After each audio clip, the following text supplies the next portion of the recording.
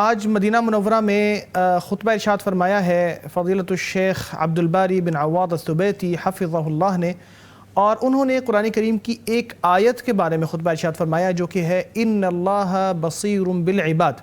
اللہ تبارک و تعالی بندوں کو دیکھتا ہے۔ یہ آیت ایسی ہے کہ جس کے بارے میں انہوں نے کہا کہ ایک اصول طے کر دیتی ہے، ایک بنیاد طے کر دیتی ہے، ایک رول طے کر دیتی ہے مسلمان کی زندگی میں کہ اللہ تبارک و تعالی دیکھ رہا ہے۔ جب یہ احساس دل میں آ جاتا ہے تو اس سے انسان کی زندگی کے اوپر بہت زیادہ اچھے اثرات رونما ہوتے ہیں۔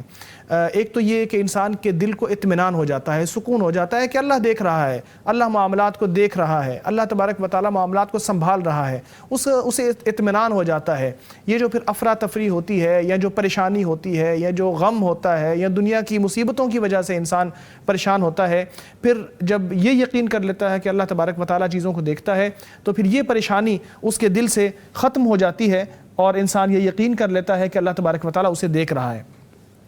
پھر تمام آزمائشوں کے مقابلے میں جب مصیبتیں آتی ہیں اور جب آزمائشیں یا چیلنجز آتے ہیں زندگی میں تو یہ یقین کہ اللہ تبارک و تعالی دیکھ رہا ہے انسان کو تسلی دیتا ہے، اور اس تسلی کی بنیاد کے اوپر اور اس آیت کو یاد کرتے ہوئے کہ اللہ دیکھ رہا ہے انسان سارے چیلنجز کا مقابلہ کرنے کے قابل ہو جاتا ہے۔ انہوں نے مثال دی حضرت موسیٰ علیہ السلام کی کہ اللہ تبارک و تعالی نے ان سے کہا تھا کہ اننی معکما اسمع و ارا، تم اور ہارون دونوں علیہ السلام جائیے اور جا کے فرعون کو میرا پیغام دیجئے، میں دیکھ رہا ہوں اور سن رہا ہوں۔ تو جب وہ پیغام دینے کے لیے وہاں چلے گئے اور بعد میں فرعون ان کا پیچھا کرتے کرتے سمندر تک آ گیا،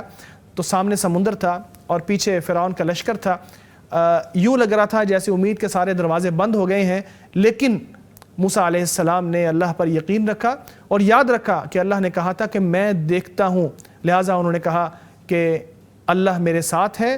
وہ مجھے ضرور راستہ دکھائے گا، اور اللہ تعالیٰ نے انہیں کامیاب فرما دیا۔ اسی طرح نبی اکرم صلی اللہ علیہ وسلم کی مثال بھی انہوں نے پیش کی کہ نبی اکرم صلی اللہ علیہ وسلم جب ہجرت کے وقت غار ثور میں جا کے چھپے تھے تو پورے یقین اور پورے اطمینان کے ساتھ کہ اللہ دیکھ رہا ہے ابو بکر رضی اللہ تعالیٰ عنہ کو یہ تسلی دے رہے تھے کہ لا تحزن ان اللہ معنا، آپ غم نہ کیجئے، اللہ ہمارے ساتھ ہے، اللہ ہمارے ساتھ ہے۔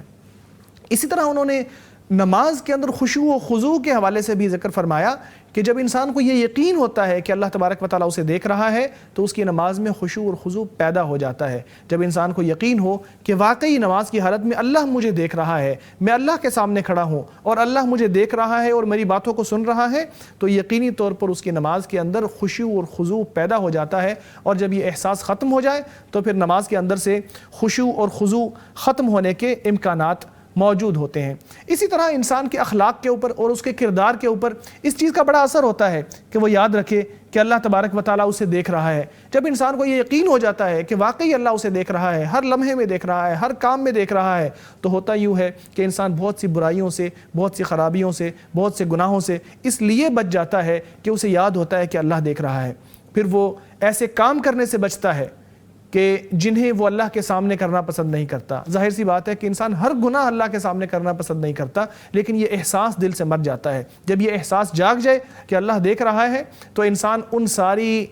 چیزوں کو یا ان سارے کاموں کو کرنے سے گریز کرتا ہے جن سے اللہ نے منع کیا ہے، ان ساری جگہوں کی طرف جانے سے گریز کرتا ہے جہاں جانے سے اللہ نے منع کیا ہے، ان چیزوں کو سننے سے منع کیا ہے جنہیں سنتے وقت اسے حیا آتی ہے کہ اللہ اسے یہ کام کرتے ہوئے دیکھے گا، اس طرف جاتے ہوئے دیکھے گا، یہ سنتے ہوئے دیکھے گا، تو لہٰذا وہ بہت سارے خرابیوں سے، بہت ساری بیماریوں سے، بہت سارے گناہوں سے وہ بچ جاتا ہے۔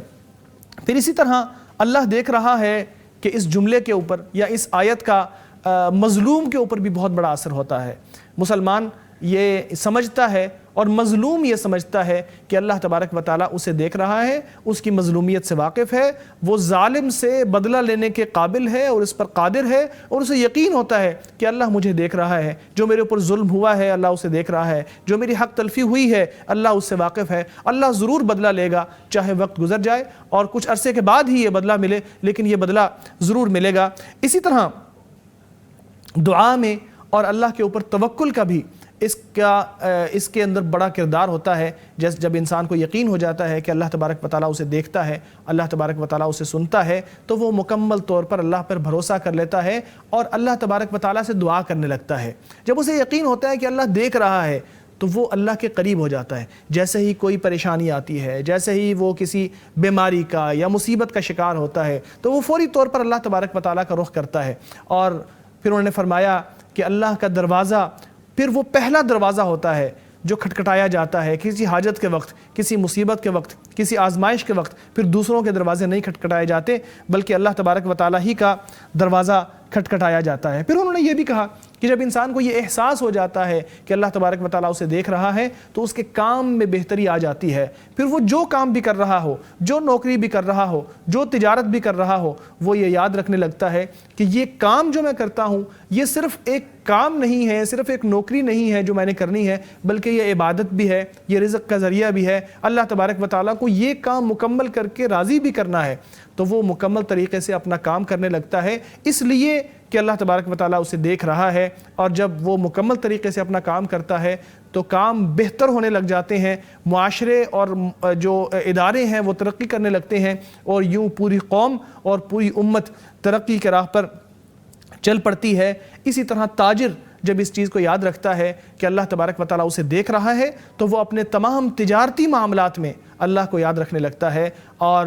کسی ناانصافی کو کرنے سے پہلے یہ یاد کر لیتا ہے کہ اللہ اسے دیکھ لیتا ہے، اللہ اسے دیکھ رہا ہے۔ وہ ناانصافی نہیں کرتا، وہ ظلم نہیں کرتا، وہ کسی کا غلط فائدہ نہیں اٹھاتا، کسی کی لا علمی کا فائدہ نہیں اٹھاتا، کسی کی مجبوری کا فائدہ نہیں اٹھاتا، ناپ تول میں کمی نہیں کرتا، اور کوئی غلط طریقے سے اپنے خرید و فروخت کو نہیں کرتا، اپنی تجارت کو غلط طریقے سے یا حرام طریقے سے نہیں کرتا۔ اور پھر اپنے خطبے کے آخر میں انہوں نے بہت سی دعائیں کی جس میں انہوں نے خصوصی طور پر مسلمان حکمرانوں کے لیے بھی اور فلسطین کے مظلوم اور لاچار مسلمانوں کے لیے بھی دعائیں کی کہ اللہ تبارک و تعالیٰ انہیں یہودیوں سے آزادی عطا فرمائے اور ان کی نصرت فرمائے یہودیوں کے مقابلے میں۔